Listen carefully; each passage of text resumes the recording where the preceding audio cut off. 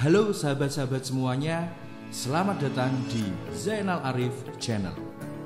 Bulan Januari 2021 yang akan tiba beberapa waktu lagi, proses pendaftaran SNMPTN maupun UTBK SBMPTN dan KIP Kuliah 2021 akan dimulai. Ada beberapa tahap yang harus diikuti dan beberapa persyaratan yang wajib dipenuhi untuk bisa mengikutinya.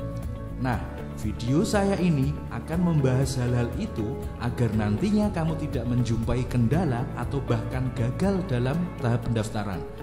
Untuk itu, tonton video ini hingga selesai agar kamu memahami isinya. Dan biar kamu gak ketinggalan info-info menarik lainnya, jangan lupa untuk klik tombol subscribe dan aktifkan loncengnya. Jangan lupa untuk like, komen jika ada pertanyaan atau informasi tambahan lainnya, dan share ke teman-teman melalui media sosial kamu agar kita bisa terus berbagi informasi dan kebaikan di Zainal Arif Channel. Adik-adik, sahabat-sahabatku semuanya, seluruh tahapan pendaftaran SNMPTN, UTBK SBMPTN, dan KIP Kuliah nanti akan dilakukan secara online. Untuk itu, saya sarankan beberapa hal-hal berikut. Yang pertama, baca atau pahami terlebih dahulu panduan atau tutorial berdasarkan informasi dari sumber resminya, bukan dari katanya, dan katanya. Yang kedua, siapkan data-data atau berkas-berkas yang dibutuhkan, misalnya NISN, NPSN, NIK atau nomor KTP, email yang aktif, dan sebagainya. Bagi yang belum tahu NPSN sekolah kamu, silahkan kunjungi web yang ada di kolom deskripsi. Yang ketiga, gunakan PC atau laptop untuk memudahkan proses pendaftaran.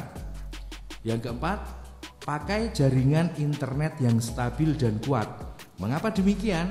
Karena biasanya traffic ke portal pendaftaran pasti akan sangat padat, sehingga perlu jaringan yang kuat agar tak terlempar dari jaringan pendaftaran itu. Apalagi saat menjelang hari-hari terakhir batas waktu pendaftaran. Yang kelima, untuk menghindari kesalahan, ajaklah saudara atau teman saat mendaftar agar bisa saling mengoreksi, karena data yang diisi tidak boleh salah, sehingga diperlukan ketelitian yang tinggi. Tapi ingat, tetap patuhi protokol kesehatan ya. Yang keenam, jika terjadi sesuatu di luar dugaan, misalnya halaman tidak muncul, loadingnya lama, error dan sebagainya, jangan panik dan jangan buru-buru bertindak. Amati yang ada di dalam monitor, kemudian baca baik-baik seluruh informasi yang ada di dalamnya.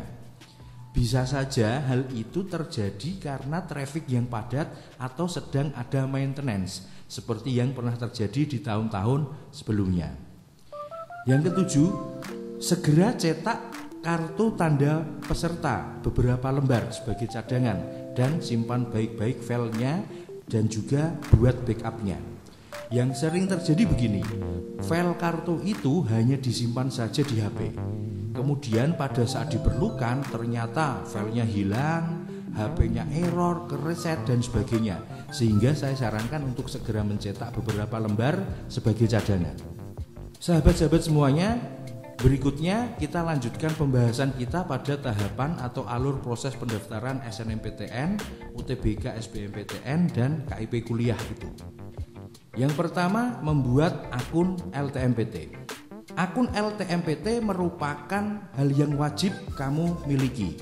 Dalam tahap ini, yang harus kamu lakukan adalah registrasi atau memverifikasi akun LTMPT melalui portal.ltmpt.ac.id sesuai rentang waktu yang ditetapkan, yaitu tanggal 4 Januari sampai dengan 1 Februari 2021. Akun LTMPT itu merupakan, katakanlah, akses kamu atau pintu gerbang kamu untuk mendaftar. Dalam tahap ini, kamu harus melakukan verifikasi dan validasi data sekolah atau siswa, istilahnya verval. Sebagai gambaran, data yang diperiksa untuk verval akun LTMPT tahun 2020 kemarin meliputi NIK atau nomor KTP. Jika belum punya KTP, bisa kamu lihat di kartu keluarga. Kemudian jenis kelamin, tanggal lahir, alamat, agama, email yang masih aktif, dan nomor HP. Siapkan juga pas foto berwarna terbaru ukuran 4x6 dengan orientasi portrait atau vertikal dan ukuran minimal 86 KB dan maksimal 300 KB. Selain itu, kamu juga harus melakukan verifikasi riwayat sekolah yang meliputi NPSN, jurusan dan tanggal masuk dan semester masuk kelas 12 SMA. Pastikan email kamu aktif dan ingat baik-baik password yang kamu buat nanti. Nah, untuk pembuatan akun ini insya Allah nanti akan saya buatkan video tutorialnya juga. Yang kedua, melihat hasil pemeringkatan di laman PDSS. Setelah kamu dinyatakan eligible oleh sekolah untuk ikut SNMPTN, tahap kedua yang kamu lakukan adalah memeriksa hasil pemeringkatan melalui laman PDSS dengan alamat rank.pdss.snmptn.ac.id. Biar kamu punya gambaran caranya, data yang diperlukan untuk memeriksa hasil itu adalah NISN sebanyak 10 digit itu, dan tanggal lahir kamu dengan format hari, bulan, dan tahun. Misalnya 28/12/2003, seperti itu. Nah, mudah-mudahan kamu lolos pemeringkatan sesuai akreditasi sekolahmu ya, sahabat-sahabatku semuanya. Setelah dinyatakan eligible dan lolos pemeringkatan sesuai jurusan dan akreditasi sekolah, tahap ketiga adalah mendaftar SNMPTN. Sebagai gambaran, proses pendaftaran SNMPTN tahun 2020 kemarin sebagai berikut. Yang pertama, login menggunakan akun LTMPT, kemudian memilih menu SNMPTN atau pendaftaran SNMPTN. Yang kedua, mencentang pernyataan persetujuan. Yang ketiga, mengisi formulir pendaftaran, memilih PTN dan jurusan, mengisi data nama dan pekerjaan orang tua, penghasilan, jumlah tanggungan, dan sebagainya. Bagi yang mengambil jurusan seni atau olahraga, jangan lupa melampirkan portofolio juga. Kemudian bagi kamu yang punya piagam prestasi, lampirkan juga 3 prestasi terbaik yang kamu miliki sebagai nilai tambah pertimbangan untuk kamu diterima. Yang keempat, mencetak kartu pendaftaran SNMPTN yang akan dipakai untuk registrasi di PTN yang menerimamu. Siapkan juga rapot-rapot kamu untuk nantinya diverifikasi. Kemudian tahap yang keempat, mendaftar KIP kuliah.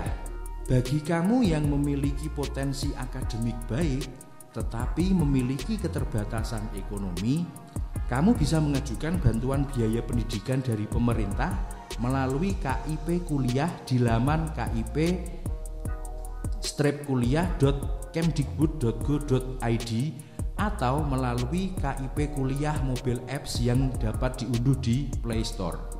Biasanya proses pendaftaran KIP kuliah ini dilakukan dalam rentang waktu yang hampir bersamaan dengan SNMPTN karena harus memasukkan nomor peserta KIP kuliah dalam form pendaftaran SNMPTN. Ada 2 tipe calon KIP kuliah, yaitu yang pertama yang sudah memiliki KIP, PKH, KKS atau sudah terdaftar di DTKS Kemensos. Dan yang kedua, peserta yang belum terdaftar di DTKS Kemensos. Secara umum, perbedaan keduanya adalah pada form yang harus diisi. Jika sudah terdata di DTKS, maka tinggal mengisi beberapa form isian saja. Sedangkan bagi yang belum, ada lebih banyak data yang harus diisikan. Seringkali ada pertanyaan, apakah semua peserta yang mengajukan KIP kuliah akan mendapatkan bantuan biaya pendidikan? Jawabannya belum tentu. Nanti akan ada tim yang menyeleksi untuk menentukan apakah layak mendapatkan bantuan atau tidak. Bagi kamu yang tidak diterima SNMPTN, kamu juga bisa memulai proses pendaftaran KIP kuliah ini untuk nanti dipakai pada saat mendaftar UTBK SBMPTN. Insya Allah nanti akan saya buatkan juga video tutorialnya. Sebagai gambaran, kamu bisa melihat video yang saya buat tahun 2020 melalui link yang ada di deskripsi. Yang kelima, mendaftar UTBK SBMPTN. Jalur masuk PTN yang kedua ini ditujukan untuk siswa yang tidak diterima SNMPTN serta lulusan tahun 2020 dan 2019. Prosesnya diawali dengan menggunakan akun LTMPT yang telah kita buat sebelumnya tadi. Bagi lulusan 2019 atau 2020 yang gap year, akun LTMPT yang dipakai adalah akun yang pernah dibuat pada saat mendaftar dulu. Jadi tidak perlu membuat akun lagi. Secara umum, ketentuan UTBK SBMPTN tahun ini sebagai berikut. Setiap siswa hanya boleh mengikuti 1 kali UTBK, tapi bisa memilih hari, waktu, dan lokasi ujian. Nah, tahun ini proses pendaftaran untuk tes atau UTBK-nya dan pemilihan PTN serta prodinya atau SBMPTN-nya dilakukan secara bersamaan. Jadi, kita belum tahu nilai UTBK kita terlebih dahulu untuk memilih PTN dan prodi. Untuk itu, siapkan diri kamu semaksimal mungkin agar mendapatkan hasil UTBK yang tinggi sehingga diterima di PTN dan prodi pilihan. Sahabat-sahabat semuanya, itu tadi informasi tahap-tahap yang harus diikuti dan beberapa persyaratan yang wajib dipenuhi untuk bisa mengikuti SNMPTN dan UTBK SBMPTN 2021. Akhir kata, saya ucapkan terima kasih telah berkunjung dan menjadikan channel saya ini referensi. Mudah-mudahan bermanfaat untuk sahabat-sahabat semuanya dan sampai jumpa di video-video saya berikutnya. Saya Zainal Arif, salam hangat untuk sahabat semuanya.